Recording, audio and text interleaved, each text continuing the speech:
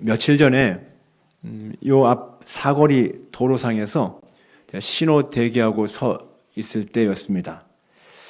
어떤 엄마와 초등학생 아들이 다정한 모습으로 횡단보도 앞에 서 있는 것을 봤습니다. 팔짱을 끼고 있는데 너무 보기 좋았어요. 야, 엄마와 아들이 정말 사이가 좋구나. 너무 보기 좋았습니다. 근데 잠시 후에 아무렇지도 않게 엄마와 아들이 대각선 횡단하는 모습을 봤습니다. 거기 지나면 안 되잖아요. 그렇죠? 횡단보도가 따로 있는데 대각선 횡단하는 거예요. 엄마와 아들이. 갑자기 보기 좋지 않았습니다. 가지 말아야 할 곳으로 가는 건데 지금 엄마가 아들에게 뭘 가르쳐 주는 겁니까? 그런 건 아무렇지도 않다라고 가르쳐 주는 거예요. 특별히 너무 사이가 좋아요. 다정한 엄마와 아들의 관계예요. 그러니까 엄마의 모습은 아들에게 그대로 각인될 거예요. 이거 아무렇지도 않구나. 그냥 무단횡단하면 되는 거구나. 이렇게 횡단보도 없는 데로 다녀도 되는 거구나 라고 생각할 겁니다. 여러분, 그 아들은요 이미 어릴 때부터 엄마를 통해서 무질서와 무법을 배우고 있는 겁니다. 그 정도에 뭐 괜찮습니까? 그 정도 괜찮다고 생각한다면요, 그 작은 일부터 시작해갖고요 앞으로 엄청난 큰 일들도 아무렇지도 않게 다 덮어버려요. 지금 수없이 세상의 모습도 우리에게 보여지지 않습니까? 아무리 잘못해도 잘못이 아닌 거예요. 그런 걸 가르쳐주는 엄마 되면 안 되잖아요. 기독교 역사 속에 위대한 인물 어거스틴을 아시죠? 어거스틴의 어머니 모니카는 눈물로 기도하는 여인이었습니다. 늘 아들 때문에 울었어요. 아들이 하나님을 떠나 이단에 빠져 있었고요, 죄악된 삶을 살았기 때문입니다. 이 방탕한 어거스틴은요 결혼도 하기 전인 18살 때 이미 아들을 낳을 정도였습니다. 그런 아들을 위해서 모니카는 하루도 빠짐없이 눈물로 기도했는데요, 어거스틴의 참회록을 보면은 이 어머니에 대한 내용이 참 많이 나옵니다. 몇 군데만 제가 뽑아왔는데요, 어거스틴의 참회록 3권 11번에 보면 이렇게 쓰고 있습니다. 오 지극히 높은 곳에 계신 하나님이시여, 나를 위해 펼쳐주신 당신의 손은 이 깊은 흑암으로부터 나를 건져 주셨습니다. 이는 나의 어머니가 무릎 꿇고 눈물로 당신께 기도드린 까닭입니다. 당신의 신실한 여종인 나의 어머니는 보통 어머니들이 죽은 자식을 위해 우는 것보다도 살아있는 나를 위해서 더 울었습니다. 이는 어머니께서 나의 영적 죽음을 보았기 때문입니다. 어머니께서 늘 기도하던 곳은 눈물로 바닥이 흥건히 젖곤 하였습니다. 하나님은 자식을 위해 흘린 눈물의 기도를 들어주셨고 그 눈물을 멸시하지 않으셨습니다. 자기 어머니가 늘 눈물로 기도하는 어머니였다라는 거예요. 바닥을 흥건히 젖힐 정도로 그렇게 눈물의 기도를 드렸다라고 얘기합니다. 참회록 3권 12절에는 이렇게 쓰고 있습니다. 어머니는 암브로시우스 목사님에게 더욱 간절하게 눈물을 흘리며 그를 붙들고 도움을 요청했습니다.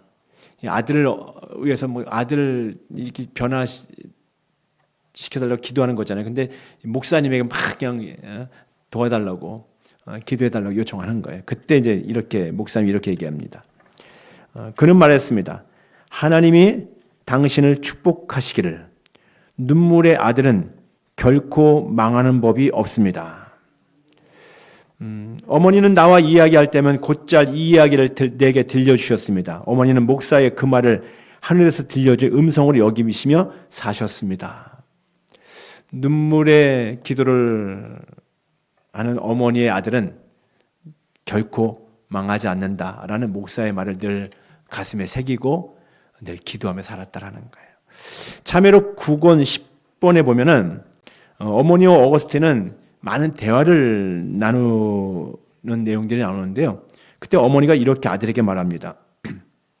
내 사랑하는 아들아, 이제 나는 이 육신의 삶을 통해 아무런 기쁨도 찾을 수가 없단다.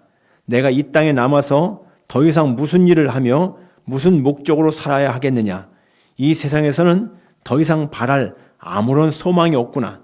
이 세상에서 내가 미련을 두고 조금 더 살아보려고 애쓴 데는 오직 한 가지 이유가 있었단다. 그것은 이 어미가 죽기 전에 내가 그리스도인이 되는 모습을 꼭 보고 죽어야겠다는 생각에서였단다. 이제 하나님께서 나의 소망을 이루어 주셨구나.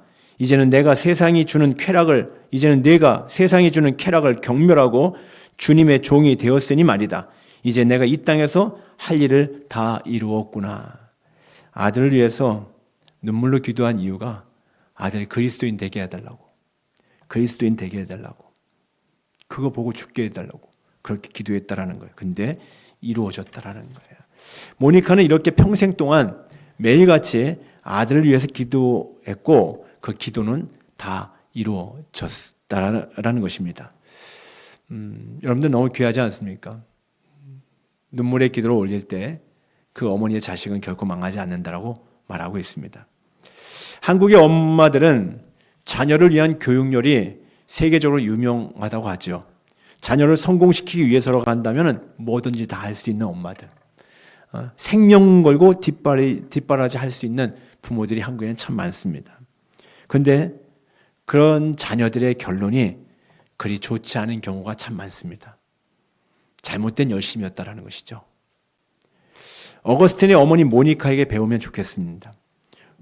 어머니의 눈물의 기도가 아들의 믿음을 세웠고 그의 인생이 성공되게 했습니다. 예수님께서 십자가를 지시고 골고다 언덕길을 오르실 때였습니다. 그 모습을 바라보던 여인들이 가슴을 치면서 슬피 울고 있었습니다. 그때 예수님께서 이렇게 말씀하십니다. 예루살렘의 딸들아, 나를 위하여 울지 말고 너희와 너희 자녀를 위하여 울라. 너희 자녀를 위하여 울라. 주님이 이렇게 말씀하셨어요. 복음을 알지 못해서 멸망으로 향하는 자녀들을 위해서 울어야 한다는 것입니다. 죄를 죄로 알지 못하고 방황하는 자녀들을 위해서 울어야 한다는 거예요. 여러분들이 그런 부모들 되시기를 바랍니다. 그런 부모가 진정 사랑의 부모입니다. 오늘 본문에도 자식을 위해서 울고 있는 아버지가 있습니다. 내 아들 압살롬아, 내 아들아, 내 아들아. 그렇게 아버지는 애통해하고 있습니다. 하지만 이미 늦었습니다. 진작 울었어야 했습니다.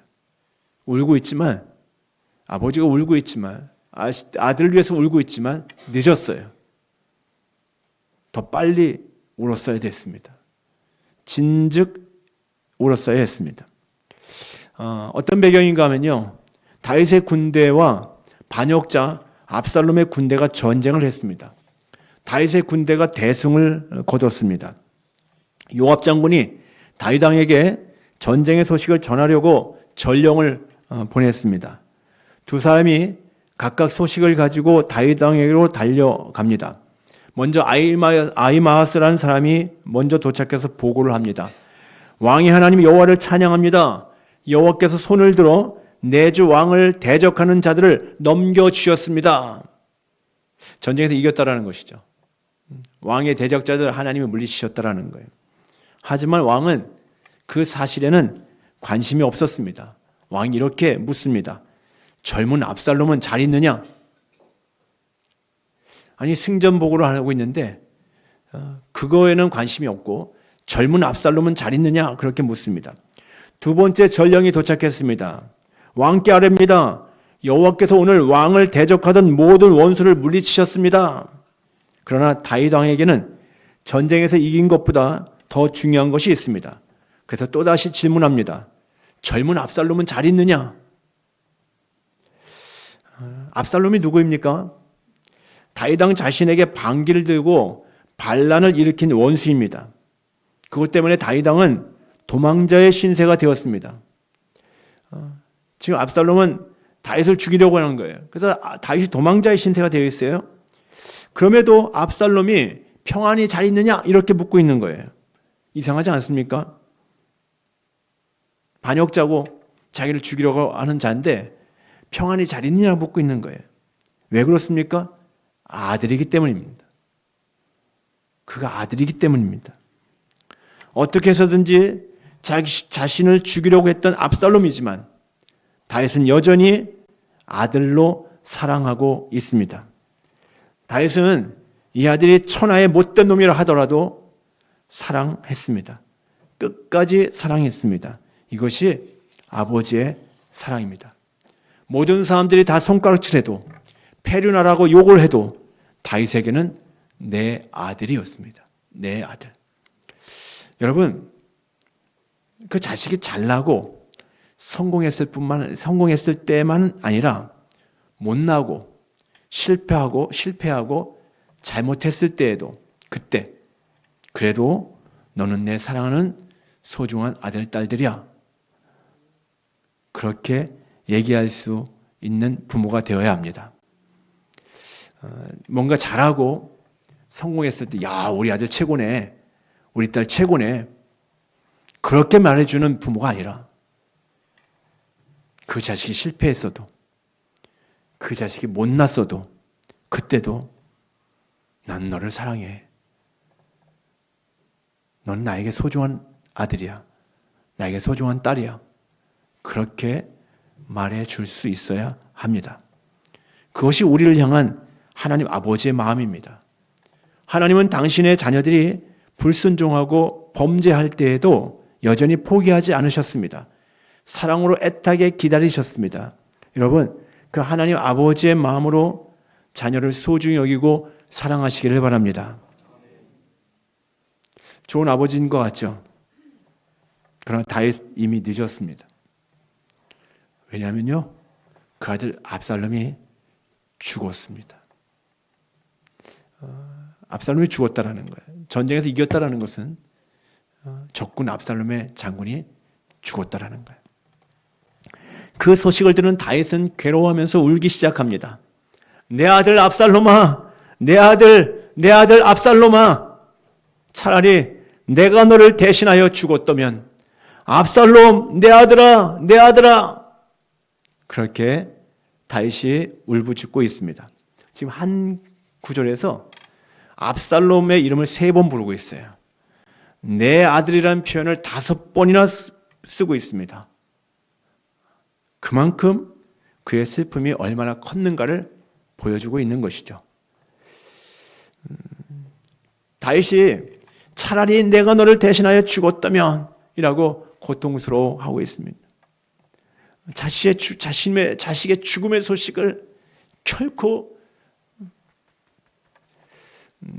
아무렇지 않게 들을 수 없는 거예요. 차라리 내가 죽었다고 한다면,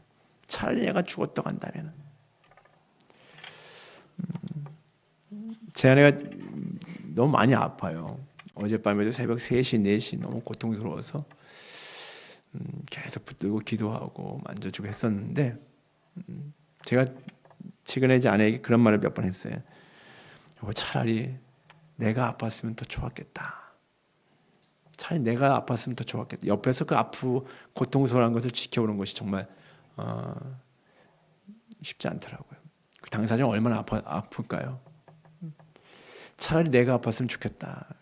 그 아내가 이제 무슨 소리냐, 그런 말 하지 말라고. 정말 그러면 좋겠어요. 왜? 사랑하니까. 그 아픔을 내가 대신 감당할 수 있을 수 있다고 한다면 그렇게 하고 싶어요.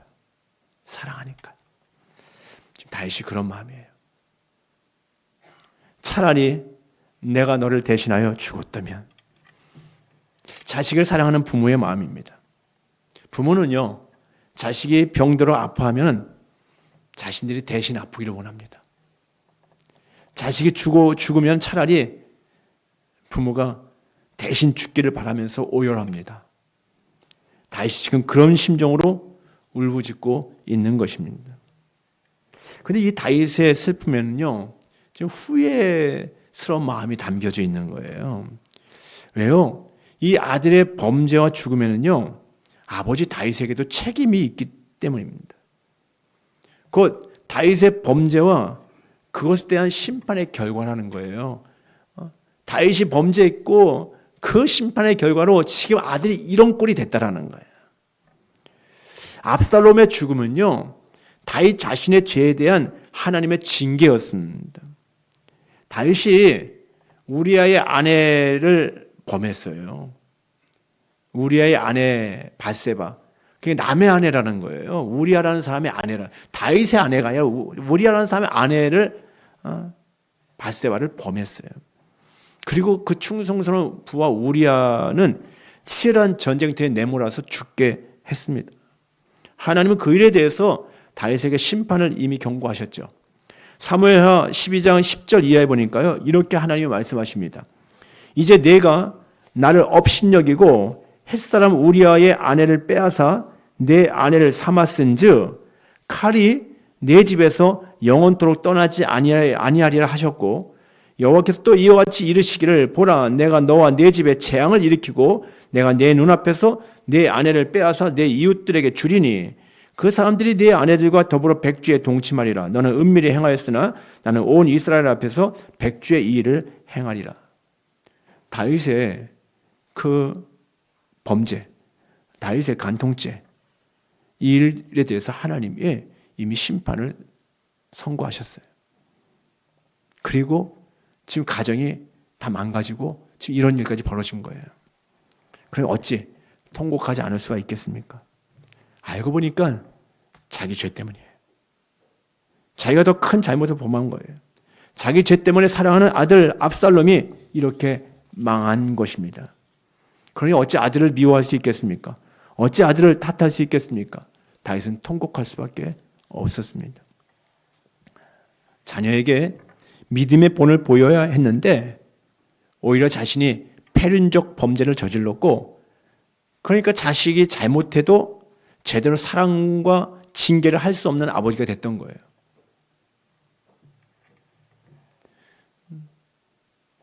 할 말 없는 거예요.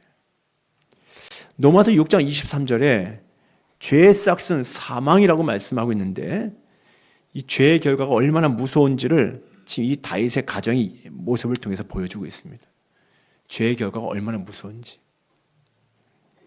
결국 다윗의 아들 압살롬은 죽었고 다윗은 큰 슬픔에 빠졌습니다.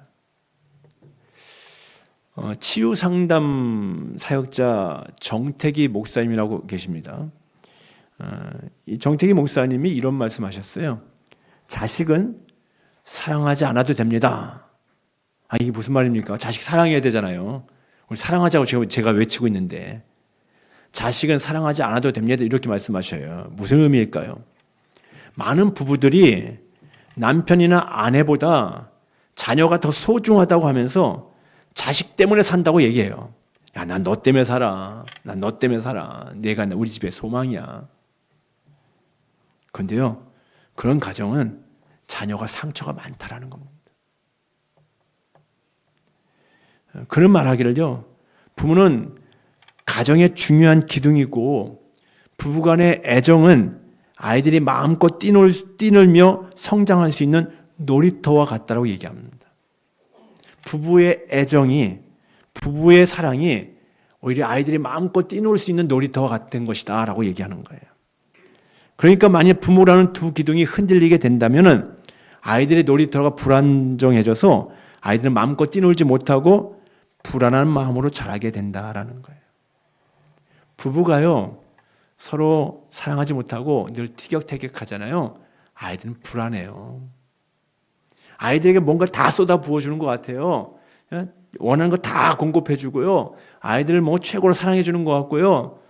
근데 그런 부모들이 늘 서로를 정죄하고 비난하고 다투면요, 아이들의 마음은요 늘 불안해요. 왜 나에게 불행이 다가올 것이라고 미리 예감하고 있는 거예요. 근데 나에게 못 해줘도요, 나에게 부족하게 해줘도요, 늘 아빠 엄마가 서로 사랑하는 모습을 보여주면요, 자녀들은 안정감이 생기는 거예요.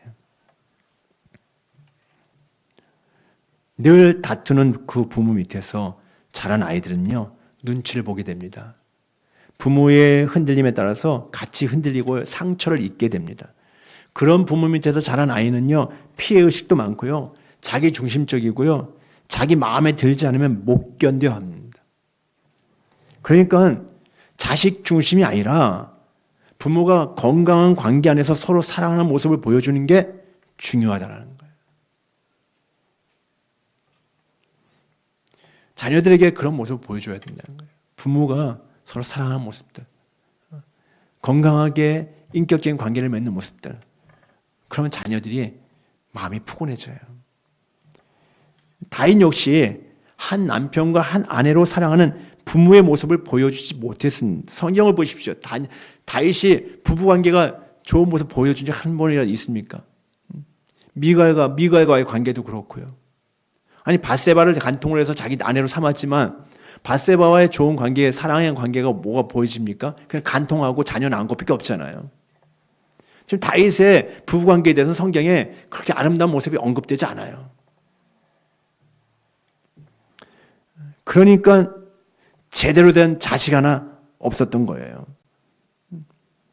여러분들 자식 사랑의 뿌리는요, 부부 사랑에 있다라는 것을 알아야 됩니다. 오늘 특별히 자녀들에 대해서 어떤 부모여야 된다라는 것을 말씀드리는 것이지만, 우리 부부가 어떤 관계여야 된다라는 것을 또 말씀드리는 거예요. 그게 기본적으로 문제가 생기니까 신앙 교육도 안 되는 겁니다. 허구한 날 다투고 서로 미워하면서 그렇게 살고 있는 부모가 믿음의 본을 보일 수 있겠습니까? 절대 그럴 수 없죠. 아무리 아이들에게 잔소리를 많이 한다 할지라도요, 아이들은 귀 밖으로 들을 것입니다. 아니, 집에 있는 것이 싫을 것입니다. 근데 반대로 아빠 엄마가 뭐 집에서 늘 사랑의 하트를 서로 날리게 된다면요, 못 봐주겠네 이렇게 얘기할지 모르지만 아이들의 마음은 푸근해진다라는 거예요. 안정감이 생기는 거예요. 여러분들이 하나님을 경외하는 부모가 되시길 바랍니다. 자녀들에게 보여주셔야 돼요. 부모가 먼저 믿음으로 서야 됩니다. 자기 부인 곧 자아 죽음을 선언하고요, 예수 생명으로 관계를 맺으시길 바랍니다. 우리 교회 많은 성도들이 변화를 경험해요. 또 가정이 변화됐다고 얘기해요. 왜 그렇습니까? 계속 복음 앞에 서는 거예요. 계속 많이 말하는 것이 무엇입니까? 나는 죽고 주님이 내 안에 사신다라는 거잖아요. 자아 죽음을 선언하고 예수 생명으로 살게 되니까 관계가 회복되어지는 거예요. 서로를 이해하게 되고요, 용서하게 되고요, 사랑하게 되는 거예요. 그러면서 부부관계가 회복되어지고, 부부관계가 회복되어지니까 자녀들이 변하기 시작해요. 가정이 따뜻해지기 시작해요. 사실은 복음 앞에 제대로 서면요, 이런 부모학교 이런 거 안 해도 돼요. 근데 우리 이미 그런 은혜를 많이 누리고 있거든요. 이번에 특별하게 이제 좀 실천편으로 어떻게 구체적으로 부모 역할들을 할 수 있을까? 이걸 좀 배우고 싶어갖고 부모학교를 준비를 했지만, 이미 복음 앞에 섰을 때 나 죽고 주님이 사신다는 고백이 우리 안에 실제 되어진다면요, 관계는 다 회복되어지는 거예요. 지금 관계가 문제가 있다라는 분들은요, 다시 복음 앞에 서셔야 돼요. 십자가 앞에 나가면 되는 거예요. 그런 부모는요, 자녀들에게 평안을 제공해 줍니다. 그런 부모들 되시길 바랍니다. 또한 자녀를 위해서요, 뜨거운 눈물을 흘리시기 바랍니다. 눈물의 기도를 하는 거예요. 자녀의 영혼 구원과 영적 성장을 위해서 부르짖어 기도해야 합니다. 육신의 것, 세상의 것들로 공급하기보다는요, 하나님께 맡기는 것이 먼저입니다. 여러분들, 교회가요, 학교나 학원보다 우선순위에 밀리면 안 됩니다. 여기 학교 선생님들도 많이 있지만, 학교가요, 교회보다 우선순위 되면 안 되어져요. 그러면 신앙교육은 어려운 거예요. 학교, 학원보다 교회가 우선순위여야 됩니다. 학원에 보강이 있다고 해서 교회에 빠지면요, 그 아이에게 신앙교육 못 시켜요. 그때부터요. 야, 너 급한 대로 가. 너 세상의 성공을 위해서 더 열심히 공부해. 교회에 나중에 다니면 되지 뭐. 그럼 그 영혼을 잃어버리는 거예요. 여러분, 하나님 나라의 자녀 양육은요, 세상의 돈으로 하는 것이 아닙니다. 세상에 많은 교육으로 되어지는 것도 아닙니다. 옆에서 지켜보고 있고 많은 시간 함께 있어준다고 되는 것도 아닙니다. 예, 그런 것들도 필요하죠. 하지만 자녀 교육에 있어서 더욱 중요한 것은 무릎으로 하는 것입니다. 눈물의 기도로 하는 것입니다. 부모의 기도가 자녀의 영혼을 살리고 성공적인 인생을 살게 합니다.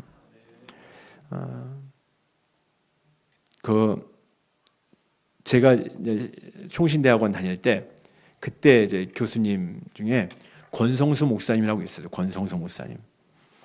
신학자로 아주 유명해요. 대한민국에서. 신약 전공하신 분인데 이 권성수 교수님이 제가 이제 신대원 졸업하고 나중에 이제 사역할 때 나중에 이제 그 대구 동신교회로 부임해 가셨어요.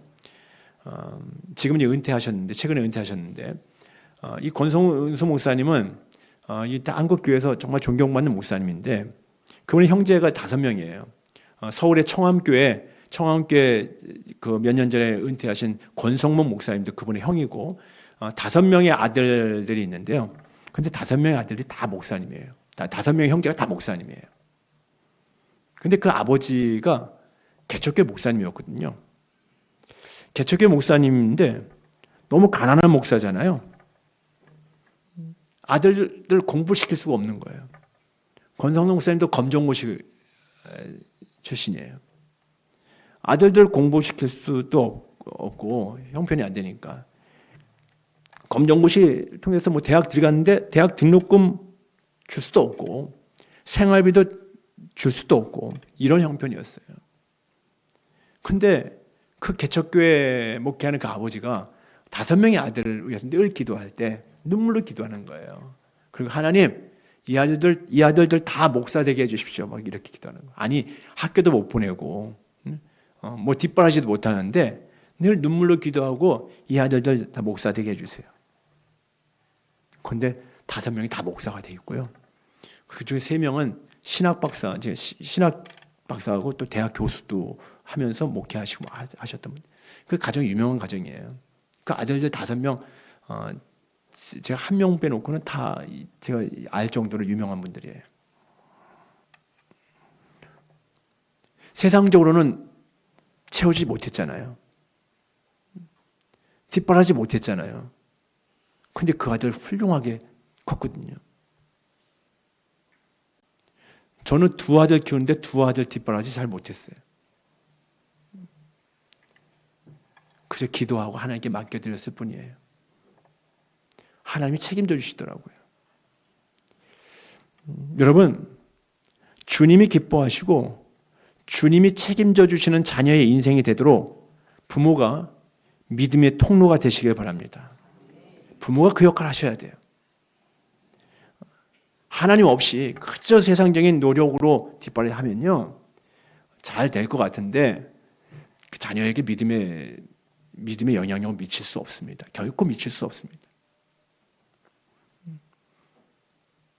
하나님을 절대적으로 믿지 않는 그 부모를 통해서 그 자녀들에게는 믿음의 영향력이 미쳐지지 않아요. 다윗이 실패했잖아요. 지금 돌이킬 수 없는 완전한 실패예요. 근데 이때 내 아들아 압살롬 내 아들아 아무리 울부짖어도 소용없는 일이에요. 이미 늦었어요. 진작 이렇게 했으면 좋았을 텐데. 진작 눈물로 울부짖었다고 한다면 이 압살롬이 이렇게 안 됐을 거예요. 그런데 이런 돌이킬 수 없는 실패 이후에 내 아들 압살롬아 내가 너를 대신하여 죽었다면 좋았을 텐데 아무리 그렇게 외쳐도 무슨 소용입니까? 아직 기회 있을 때 눈물로 부르짖어야 합니다. 지금이 자녀를 살릴 수 있는 기회입니다. 다윗이 압살롬아 차라리 내가 너를 대신하여 죽었다면 이렇게 말하지 않습니까? 뭐 소용없는 일이죠. 근데 정말 대신 죽을 수 있을 정도로 사랑했다고 한다면은 내 생명 내어줄 수 있을 정도로 사랑했다고 한다면은 믿음의 본을 보이고 사랑으로 양육했으면 되잖아요. 여러분 자식을 위해서 다 내어줄 수 있죠. 자식을 위해서 생명까지 줄 수 있죠. 그렇다면은 그 소중한 자녀를 위해서 먼저 눈물로 기도하시기 바랍니다. 우리는 자녀들과 관계도 비인격적으로 가질 때가 참 많이 있어요. 그냥 부모가 중심이 돼갖고 부모의 목적이 자식의 인생을 끌고 가는, 내 뜻대로 안 되면 막 책망하고 비난하고 정죄하는 경우들도 있지 않습니까? 아니요. 하나님께 올려드리시기 바랍니다. 그리고 먼저 기도하시기 바랍니다. 그 자녀가 주님 만나고 주님 생명으로 주님을 기쁘시게 하는 삶을 살 수 있도록 그렇게 통로 되시기를 바랍니다. 우리 예수님은 우리를 위해서 눈물 흘려 주셨고 대신 죽어 주셨고 지금 하늘 보좌에서 우리를 위해서 간구하고 계시는데, 우리 주님의 마음으로 우리 자녀들을 위해서 그렇게 할 수 있는 부모들 다 될 수 있기를 주님의 이름으로 축복합니다. 여러분들 중에서 여러분들의 자녀들이 살게 될 것입니다. 특별히 자녀들이 아직 주님을 알지 못합니까? 그렇다면 주님께 먼저 데리고 나오십시오.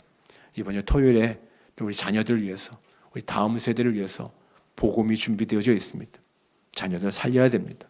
기도하겠습니다.